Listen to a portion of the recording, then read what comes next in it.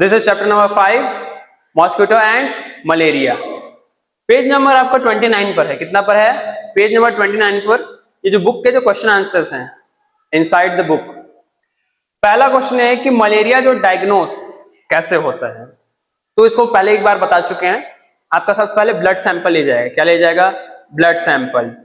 तो ऐसा यहां पर से आपके नसों से ब्लड निकाला जाएगा, फिर उस ब्लड का टेस्टिंग होगा, उससे पता चलेगा कि आपको मलेरिया है कि नहीं है। तो मलेरिया है कि नहीं कैसे पता चलता है? ब्लड टेस्ट से। किससे पता चलता है? Blood test. ये सबसे इंपॉर्टेंट लाइन है इसका, मतलब इंपॉर्टेंट अगर दो वर्ड है, क्या है? Blood test. क्या? Blood test. ब्लड टेस्ट होता है लैब में। कहां होता है? लैब।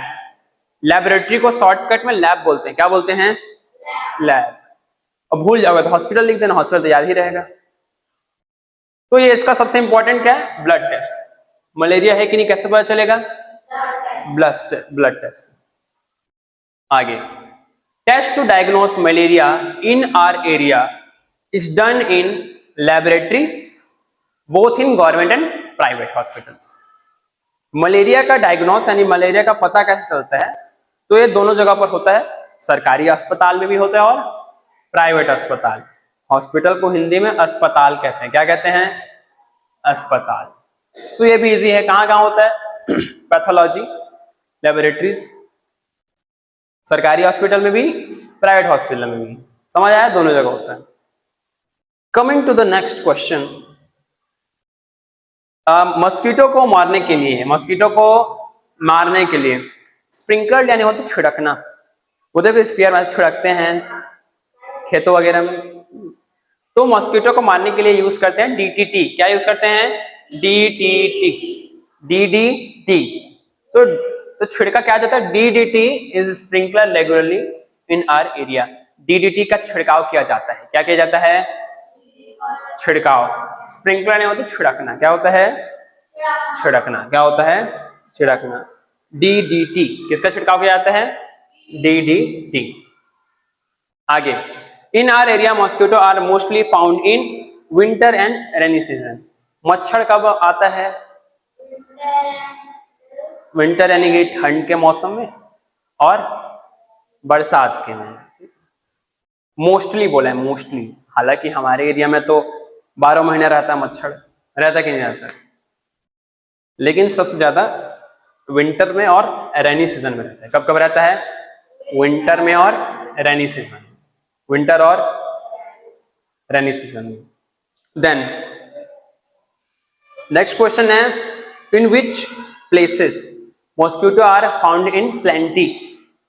प्लेंटी यानी होता है बहुत ज्यादा। क्या होता है? बहुत ज्यादा। प्लेंटी यानी बहुत ज्यादा।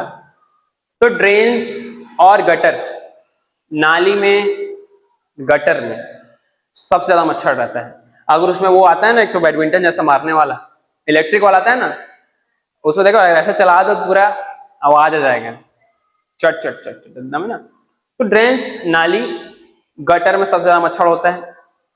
और old bucket, tyres. Old bucket में अगर पानी भर दोगे या टायर वगैरह में पानी, उसमें बहुत ज्यादा मच्छर हो जाता है। और पॉन्ड्स यानी होता है तालाब। क्या होता है? तालाब।